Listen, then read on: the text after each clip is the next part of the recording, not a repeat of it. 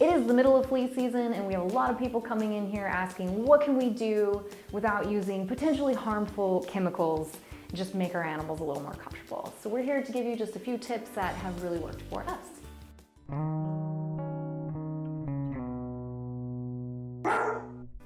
All right, so you've got some flea problems. We're gonna talk about what you can do to treat your home environment, and then we're gonna move on and tell you a little bit about what you can do as a preventative measure before you take your animal out into the great outdoors. So, treating your home is gonna be your first and most important step if you are attempting a holistic approach to prevent fleas. The life cycle of a flea is about 2 weeks, and also it's important to remember that one flea can lay 50 eggs a day, which means you've got a horde of fleas in your house. Preventative is always going to be the best. So, if we're looking at a natural approach to fleas in your home, one of my favorite ways to approach this is with diatomaceous earth. You have to remember, if you're going to do a holistic approach, this is going to require a lot of effort on your part. It's also going to require retreating your home every 2 weeks until your problem is solved. So, what that involves, you're gonna get some diatomaceous earth, which is fossilized phytoplankton, by the way, super safe for you and your pet, love it. You're gonna sprinkle it all over your floor. You can put it under your couches, you can put it in your bedding, you can put it on cat trees. It's safe, no worries. It's gonna look like snow all over your ground. Then you're gonna wanna just mush your broom or your vacuum and just get it all mushed into your carpet. The basic idea here is that if a flea touches one little particle of the diatomaceous earth, it's gonna slice through their exoskeleton and they're gonna bleed out and die. Boom, problem solved. So what you do is leave it on the ground for as long as you have the time to do so. Anywhere from 2 hours to 8 hours is gonna be sufficient. Then you're gonna just vacuum it all up. Little tip for you, I always leave some diatomaceous earth in your vacuum cleaner bag. This way, if you're just normally vacuuming throughout your week, if you suck up any flea or flea eggs, it's gonna kill them in your vacuum instead of creating a little breeding area in your vacuum. So super important that you do that. Okay, so now that you've got your house treated with diatomaceous earth, you're gonna move on to treating your pet. So what I really like to do is give my dog a little rinse down with apple cider vinegar and filtered water. So it's literally just a 1/3 apple cider vinegar with the mother, that's really important, and then 2 parts filtered water. You're gonna shake that up, put your dog in the bathtub and just run it all over their hair, rub it in, and then rinse them down with cool water. The great thing about that is fleas really hate the smell of it, ticks really hate the smell of it, so they're all gonna come off in your shower and wash down the drain, and then your dog's gonna be nice and clean, your house is nice and clean. Most importantly now is that you continue to do preventative methods as you leave the house. So let's tell you what to do there. But wait 1 second, before we move on to the next part, I do wanna talk to you cat lovers out there. Cats don't really love baths, so I don't really recommend giving them an apple cider vinegar rinse. They will not be your friend. What I really like to do for my cats, once I've treated my home space and want to make sure that they themselves aren't carrying fleas and eggs on them, I personally will take a little bit of coconut oil, emoliate it in your hands, and just really rub it into their fur. Yes, your cat is going to look like they've got spiky hair, but that's okay.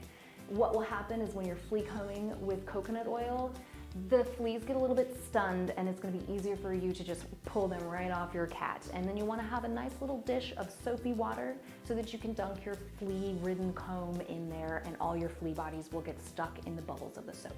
So a little coconut oil, a little flea combing, dunking in your little soap rinse. Cats are taken care of. So now you've got your house taken care of and you're ready to go out adventuring with your pet. Key here is always going to be prevention, be prepared. So I always like to keep a little natural spray in my car. So no matter where we are, if we're going to hop out of the car and we're headed into the forest or in the dunes or on the beach or anywhere you might find ticks or fleas, these tips are all going to work for both of those scenarios.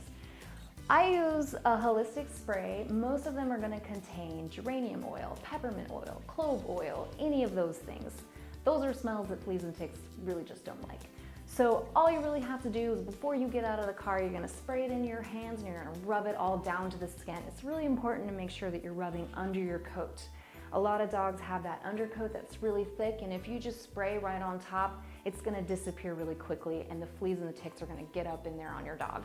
So really rub it in there, avoiding the eyes, avoiding any sensitive skin areas. If you've done that, you are likely gonna stay flea and tick free for your adventure. The most important thing to remember is to reapply. You're having fun, it's easy to forget, especially if your dog is jumping into the water. all of those oils are gonna rinse away. So once they come out of the water, just reapply your little spray with you, carry it around in your bag, and your animals are gonna come home flea and tick free. Another important note, when you hop back into your car, just do a quick run through. Make sure you didn't get any ticks in your ears. They really like to hide in the ears and under the armpits, so do a really good check. Just rub your fingers everywhere. Make sure you're prepared with a tick key.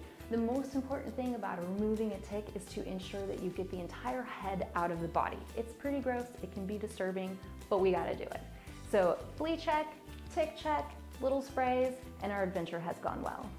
So now we've talked about a really great way to prevent flea and ticks naturally, but here comes the hard truth.